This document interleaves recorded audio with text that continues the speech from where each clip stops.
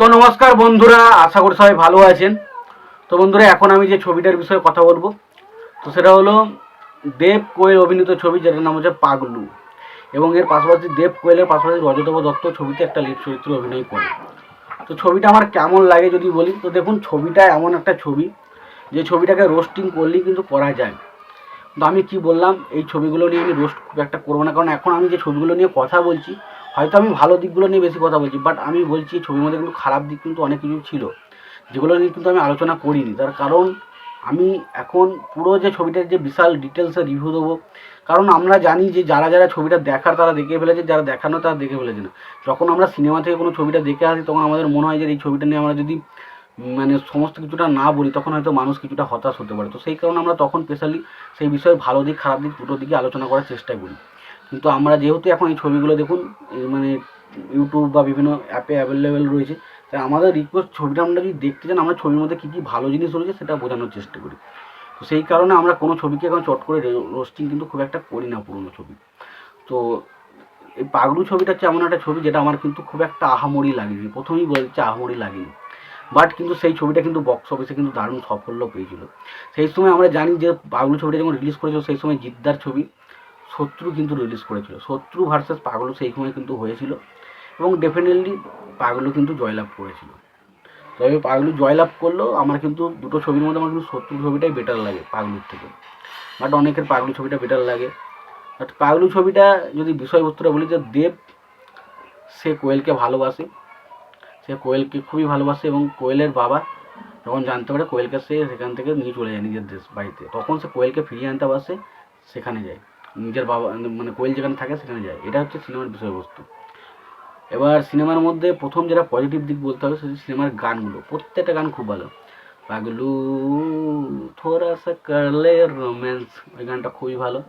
বা আপনারা শুনুন, প্রেম কি বুঝিনি আগে তো খুঁজিনি, আজ কি হলো রে আমার, এই গানটা।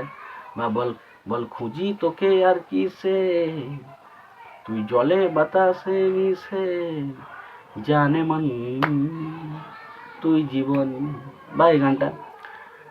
এসেছি তোকে নিয়ে ফিরবো বলে, মনেরই পথে চিনে আয় না চলে, মরছি ওর বুকে ছাড় না, এই গানটা। বা মন বেবাগি মনে যায় মনের অজানে। তো প্রত্যেকটা গান খুব ভালো ছিল, এবং স্পেশালি এই ছবিটা দেব এবং কোয়েল জুটি মানুষ কিন্তু বিশাল পছন্দ করতো, যেটা কিন্তু ছবির মধ্যে একটা ভালো গুরুত্বপূর্ণ ছিল। এবং তার পাশাপাশি এখানে রজতাভর ক্যারেক্টারটা বেশ গুরুত্বপূর্ণ ছিল, রজতাভর ক্যারেক্টারের মধ্যে বেশ ভালো পেস ছিল।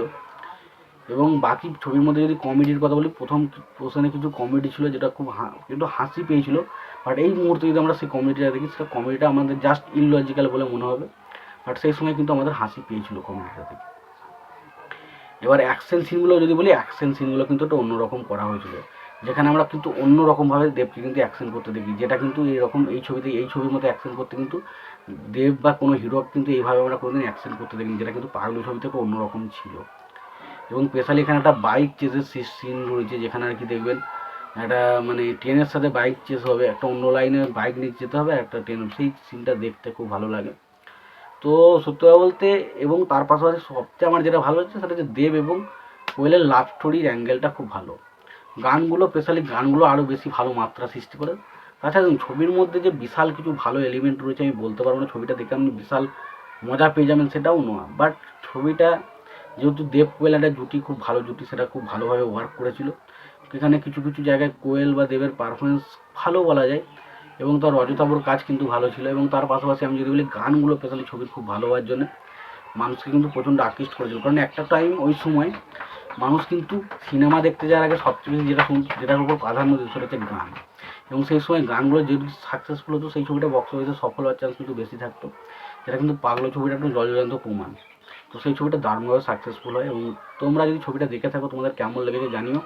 আর তোমাদের যদি ভিডিওটি পছন্দ থাকে, লাইক কমেন্ট শেয়ার করে দিও। চ্যানেল নতুন হয়ে থাকলে অবশ্যই চ্যানেল সাবস্ক্রাইব করে নিয়ে পাশে বেল আইকনটা অবশ্যই প্রেস করে দিও। ভালো থেকে সুস্থ থেকে দেখাচ্ছে পরে ভিডিওতে।